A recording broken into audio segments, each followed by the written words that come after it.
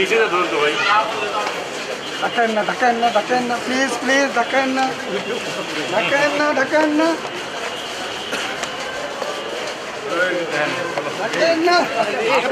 স্বাস্থ্য খাতকে একদমই দুর্নীতির আঁকড়া বানিয়ে ফেলেছেন, এই বিষয়ে আপনার বক্তব্য কি?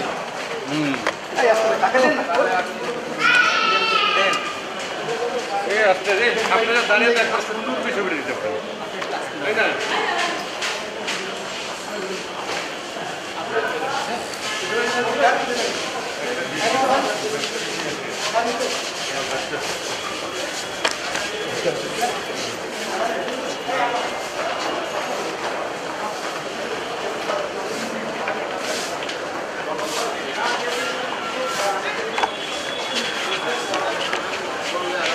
আপনার কোনো বক্তব্য আছে?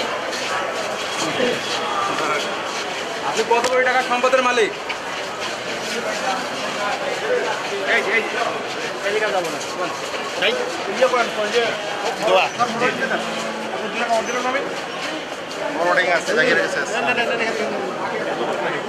এই মামলা বেসিক্যালি ওনার বিরুদ্ধে এই মামলাটা করছে ওনার রাইভেল একটা গ্রুপ ছিল, উনি যখন ঠিকাদারি করতেন।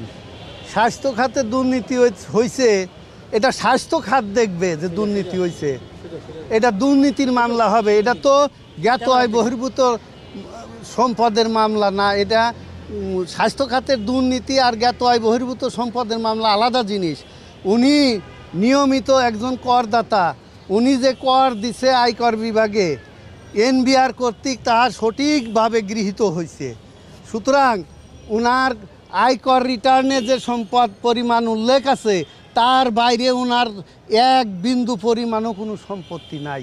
এটা ওনারে শুধু হ্যারাস করার জন্য বারবার সম্পদের মামলা দেওয়া হয়। ওনার বিরুদ্ধে একটা মামলা হয়েছিল বনানী থানায়, আমি ইয়ার সময় বলেছি, সেটা ছিল 26/2 ধারার অর্থ উনি সম্পদের তথ্য গোপন করছে, ইলাবরের তদন্ত করছে, তদন্তকারী কর্মকর্তা করে সেইটার এফআরটি দিছে, আদালত কর্তৃক সেটা গৃহীত হয়েছে।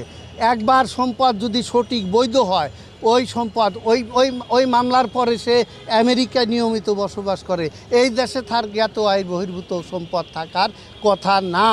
আর এখানে রিমান্ডের যে প্রশ্নটা আছে, রিমান্ডের প্রভিশন হইল কোনো তথ্য যদি উদ্ঘাটন করে 344 দ্বারাই বলা আছে রিমান্ডের। এখানে তার স্পেসিফিক মামলা হয়েছে, সুনির্দিষ্ট মামলা।